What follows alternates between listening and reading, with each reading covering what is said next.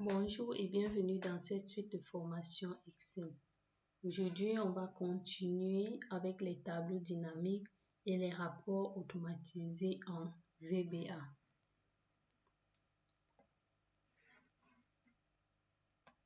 Donc, on va débuter directement par une définition. Qu'est-ce qu'un tableau dynamique VBA?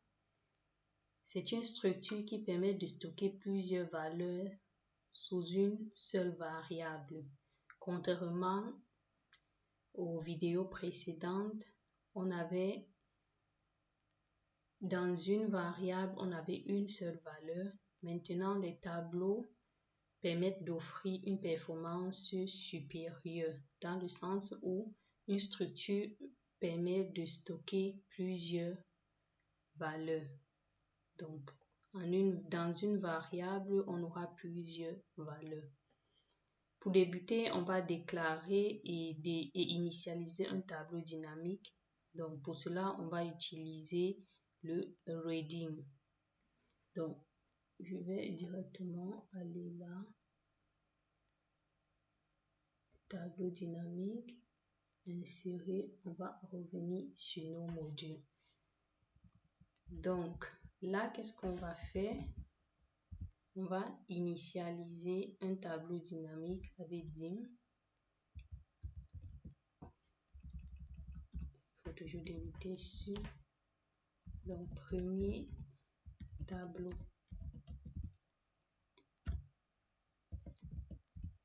On va définir une variable tab data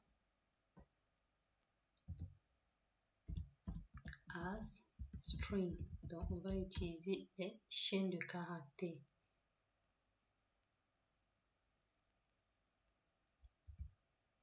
Donc, on a bien notre tab data as string. On peut attribuer une taille dynamique avec le reading. Donc, on peut redimensionner notre tab. Reading tab data. Et on met 1, 2, 5. Donc, ici, on va attribuer une taille dynamique.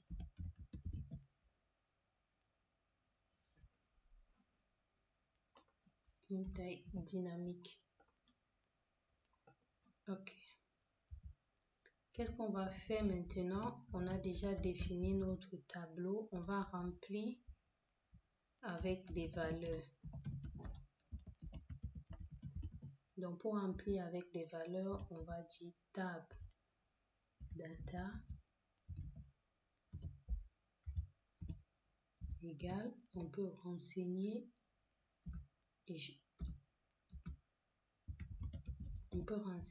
janvier. Par la suite, tab data 2 égale février. Et enfin, on va aller tab data égale mars. Donc, avec ça, qu'est-ce qu'on a fait? On a rempli notre tableau avec des valeurs. Par la suite, on va lire et parcourir le tableau.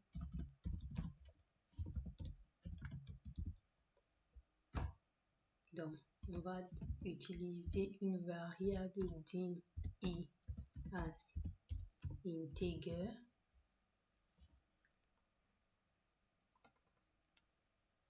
Et puis, on va dire for I égale L bound. Donc, ça, ce sont les limites. L bound tab data. C'est la limite inférieure. So, U bound tab data, la limite supérieure. On va faire, bon, on va utiliser le debug print. Donc, on va dire debug.print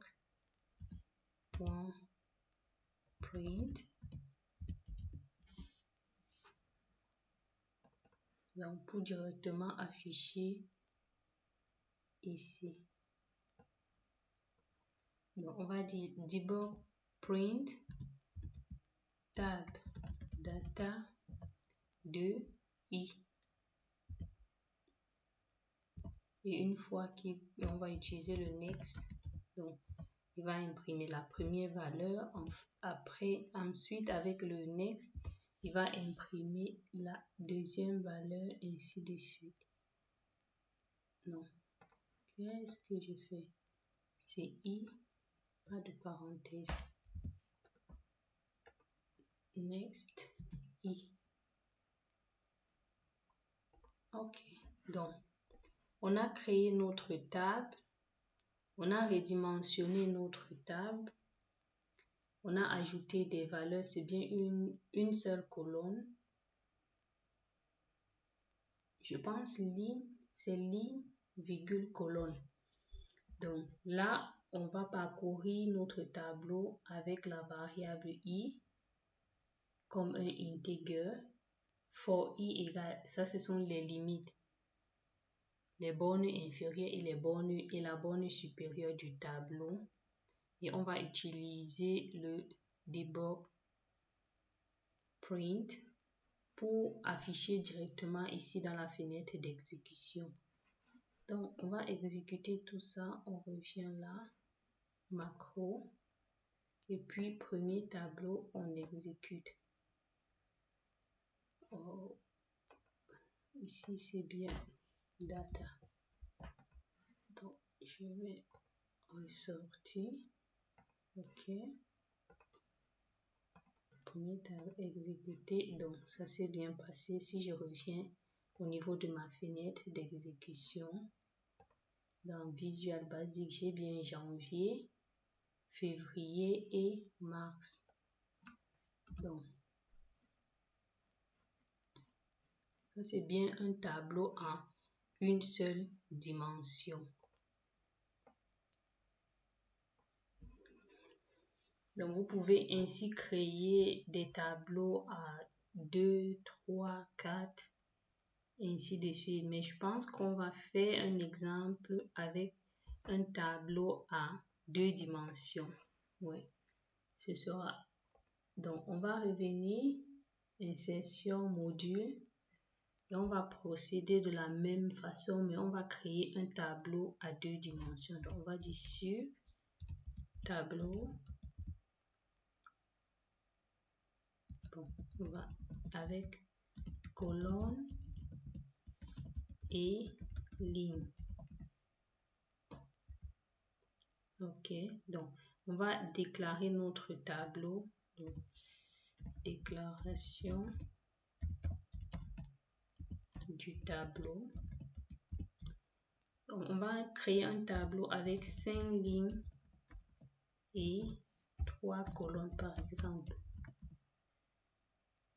Pour cela, on va utiliser dim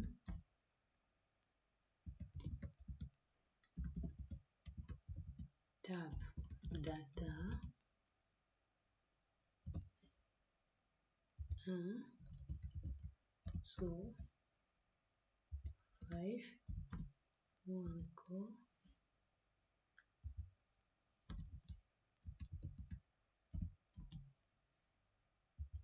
ok. Donc on a bien 5 lignes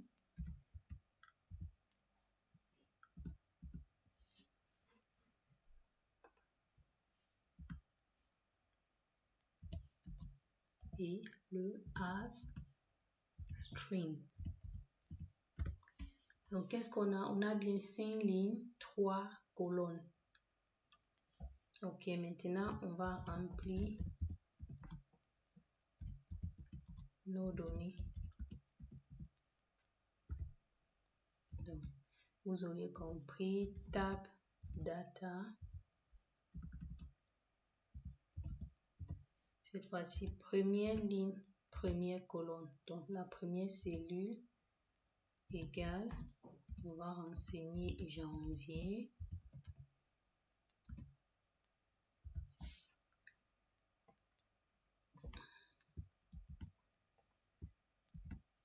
Ici, on va faire première ligne, deuxième colonne, on va renseigner 2025 et pareil, première ligne, troisième colonne, on va renseigner fête. Donc on a fini avec la première ligne, on va passer à la seconde ligne, donc ainsi de suite, ainsi de suite. Donc là, on va faire deuxième ligne, première colonne, et vous aurez compris, pareil, ici c'est troisième ligne, ici c'est bien 2, ici c'est 3, ici c'est 3, ici c'est 3, et vous devez procéder ainsi jusqu'à la cinquième ligne.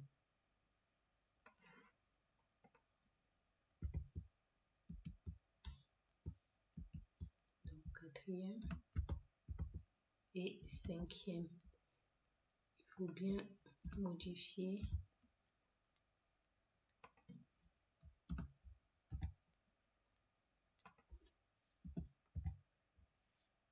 Et ici, c'est la cinquième ligne. 5 et 5. Donc, maintenant que vous avez rempli, on va utiliser une boucle pour parcourir le tableau à 2 dimensions. Donc, on va parcourir le tableau avec une variable as integer, même que tout à l'heure, on va utiliser les limites L bond tab data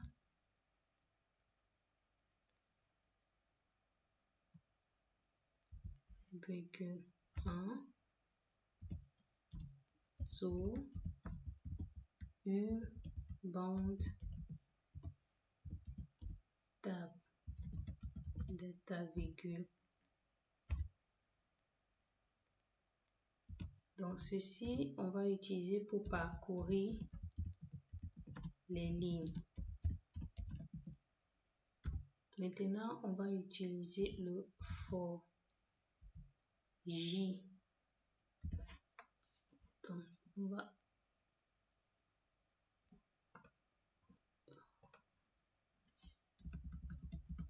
I pour, je pense que je vais mettre également ici une fois les deux variables, I pour les lignes et J pour les colonnes. C'est mieux.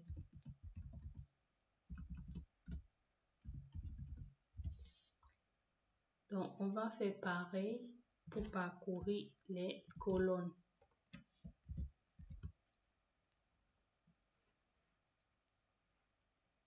Cette fois-ci, on va utiliser J et la colonne, on va utiliser 2. Ici, on va utiliser 2 là. Ici, c'est parcourir les colonnes. Ok, là, on est tout bon. On va utiliser notre debug.print pour pouvoir tab data 2 dimensions I et J.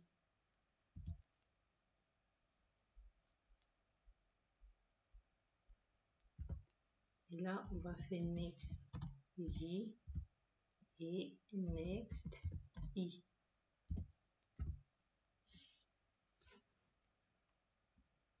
Ok, j'espère que vous suivez toujours. On est tout bon.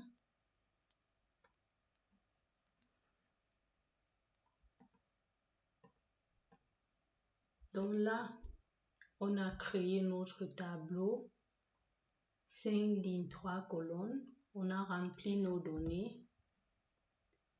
Pour parcourir le texte, on a le tableau, puisque c'est un tableau à 2 dimensions, on a défini 2 variables, la variable i, j comme de type entier. Et puis, pour i allant la limite inférieure jusqu'à la limite supérieure, donc il faut tout considérer. Et avec le 1, on caractérise les lignes.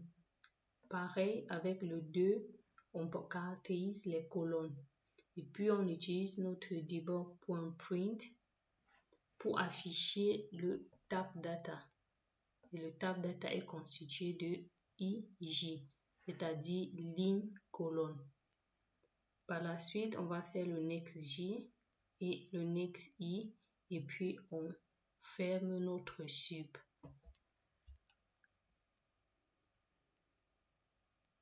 Bon, ceci étant fait, on va aller vérifier.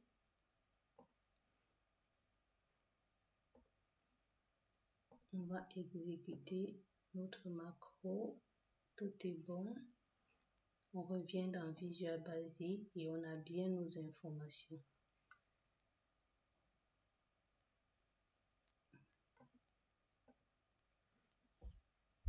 Donc là, on a bien janvier, février. Donc ça, c'était le premier cas. Tableau avec une seule dimension. Ici, nous sommes dans le deuxième cas. On a bien janvier 2025. C'est une fête. Ainsi de suite, ainsi de suite. Donc, il est vrai que jusque-là, vous avez l'impression que c'est toujours un tableau à une seule dimension, mais non, ce n'est pas le cas.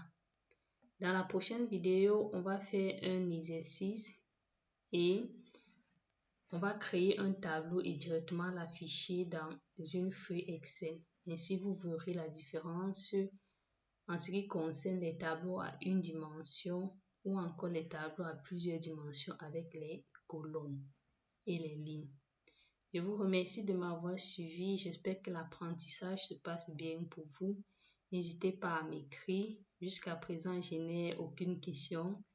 Je ne sais pas si c'est parce que tout va bien ou si tout ne va pas bien. Donc, écrivez-moi et je vous répondrai avec grand plaisir. À très bientôt.